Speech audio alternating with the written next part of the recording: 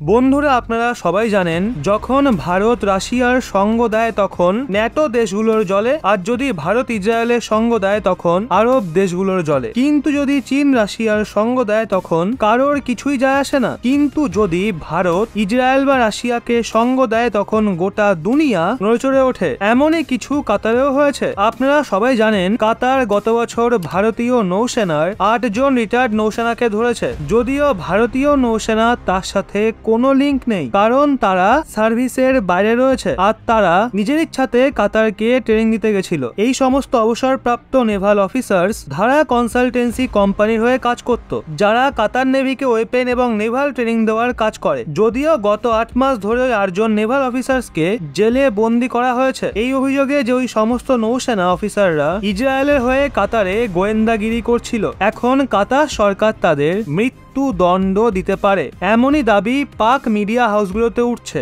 আপনারা জি নিউজের আর্টিকেলে দেখতে পারেন, যাতে বলা হচ্ছে কাতারে জেলে থাকা 8 জন ভারতীয় নৌসেনা অফিসারকে খুব দ্রুত মৃত্যুদণ্ড দেওয়া হতে পারে, এমনটা পাক মিডিয়া দাবি করছে। যদিও কাতারের তরফ থেকে এমন কোন অফিসিয়াল স্টেটমেন্ট আসেনি, কিন্তু কাতারের সরকার তাদের ছাড়ছেও না। এর জন্যই দাবিকে খারিজ করাও যায় না। আর বিষয়টা শুধু এই 8 জন অবসরপ্রাপ্ত নৌসেনাকে অ্যারেস্ট করাতেই সীমিত নেই। কাতার এমনকি ভারতের র এজেন্সির ওপরও প্রশ্ন তুলছে যে কাতারে গোয়েন্দা গতিবিধিকে মদত দিচ্ছে। যদিও ভারত এই নিয়ে স্পষ্ট জবাব দিয়ে বলেছে ভারত কোনো দেশের আভ্যন্তরীণ মামলায় নাক গলায় না, না তো ভারতের সুরক্ষা এজেন্সি আপনাদের দেশে গোয়েন্দাগিরি চালিয়েছে। আমরা আপনাদের থেকে তেল এবং এলপিজি গ্যাস কিনি বলে এই নয় যে আপনারা আমাদের ওপর যা নয় তাই অভিযোগ তুলবে। আমরা এটা একদমই বরদাস্ত করব না যে ভারতের ওপর অকারণে অভিযোগ উঠবে। এর থেকে তো এটাই ভালো আপনারা আমাদের অফিসারদের ছেড়ে দিন, কারণ তাদের বিরুদ্ধে আনা অভিযোগ এখনো প্রমাণ হয়নি। আর এটা দুই দেশের বাণিজ্যিক সম্পর্কের জন্য